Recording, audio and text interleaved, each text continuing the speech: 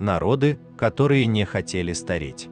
Старость даже в современное и гуманное время – это период болезней, снижения сил и активности. В прежние времена ситуация была еще сложнее, и многие народы, вместо уважения к старикам, предлагали им сложные варианты дальнейшей жизни в обществе. Известен фильм «Легенда о Нараяне» о практике ритуального ухода из жизни стариков, сами либо с помощью детей в Древней Японии. Не лучше ситуация была в Скандинавии, где в языческие времена дожить до старости считалось скорее проступком, чем достижением. Амиан Марцелин отмечал, что аланы предпочитают смерть насильственную, героическую, а к затянувшейся старости относятся очень сурово. У них считается счастливым тот, кто испускает дух в сражении, а доживающих до старости и умирающих от случайных болезней они преследуют жестокими насмешками, как выродков и трусов. Еще у скифов Плиний и Помпоний Мела отмечали, что люди, не желая стареть, охотно бросались в море по обычаю с высоты скалы, считая это отличными похоронами.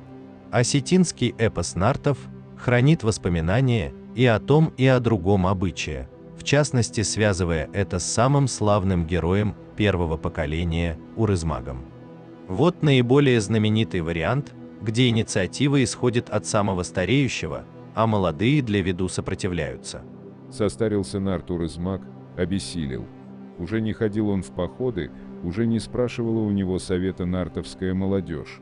Среди спесивых молодых нартов нашлись и такие, кто смеялся над ним, говоря, что, мол, нет от него нам никакого проку. Утром выходил он на Нехас и проводил там целые дни. Сидели на Нехас молодые нарты, он им и говорит: «С малых лет своих и до старости не отказывал я вам в совете, ныне же состарился я, и не годна вам моя старая голова ни на что, кроме мороки. Сделайте же мне завтра большой сундук, чтобы плотно запирался, положите меня в него и бросьте в море, нельзя меня хоронить в нартовских могилах». Некоторые из молодых нартов сказали: «Если не будет у нас нашего советчика Урызмаг, не сможем мы прожить». Другие сказали: «Постарел он и больше не нужен». Но все же не согласились выполнить его волю, не послушались его. Тогда и на другой вечер вышел к ним Урызмаг и сказал им: «Что вы меня мучаете? Сделайте мне сундук и бросьте в море». У юношей не оставалось другого выхода, и на третий день они сделали большой сундук. Урызмаг не погибает. Он будет вынесен морем на берег, затем извлечен из сундука, пленен и, стремясь освободиться, преуспеет в совершении своего последнего подвига, после которого его судьба нам неизвестна. В другом варианте сказания, где стареющий Урызмаг также сам изъявляет желание умереть, молодые нарты ведут себя гораздо агрессивнее. Урызмаг под старость превратился в посмешище нартов, молодежь стала плевать на него и вытирать о платье его свои грязные стрелы. Напрасно сатана пытается приободрить мужа, ведь есть же поговорка: «И камень стареет, и дерево стареет». В черкесских сказаниях, где обычные герои Бадын и его сын Бадынока, нет никакой родовой вражды, и там заговор затевается не для того, чтобы устранить стерегущего добро старика. Но чаще всего черкесы искажают эту тему, приспосабливая ее к широко распространенному во всем мире рассказу, который можно назвать «Как и почему люди такого-то общества перестали в один прекрасный день убивать стариков». Этому сюжету посвящено много работ, в частности короткая, но емкая монография Фрица Паудлера, основанная на анализе более чем 60 вариантов. Схема проста. Сын, вопреки обычаю, отказывается убивать отца и прячет его. Впоследствии в затруднительный для самого молодого человека или для всего общества момент старик дает сыну мудрый совет. Слух о чуде разносится повсюду, люди познают цену мудрости и решают впредь беречь стариков. Паудлер выделяет 3 типа рассказов в зависимости от того, какие мотивы побуждают сына приступить обычай. Сам ли по себе он подается сыновней жалости, потрясен ли рассуждениями своего малолетнего мальчика, из слов которого представляет себе собственную традиционную смерть, поражен ли воспоминаниями старика о традиционной смерти, которой тот некогда предал своего отца, либо его предсказаниями о том, что подобная же участь ждет самого молодого человека. Был у нартов старый, но плохой обычай.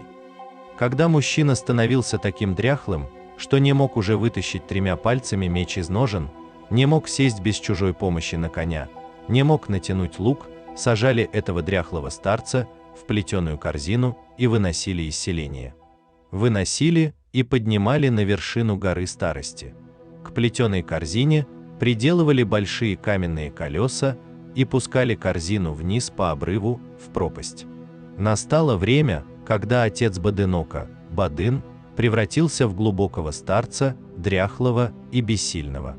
Это не было удивительным, ибо и голову самого Бодынока время успело немного посеребрить.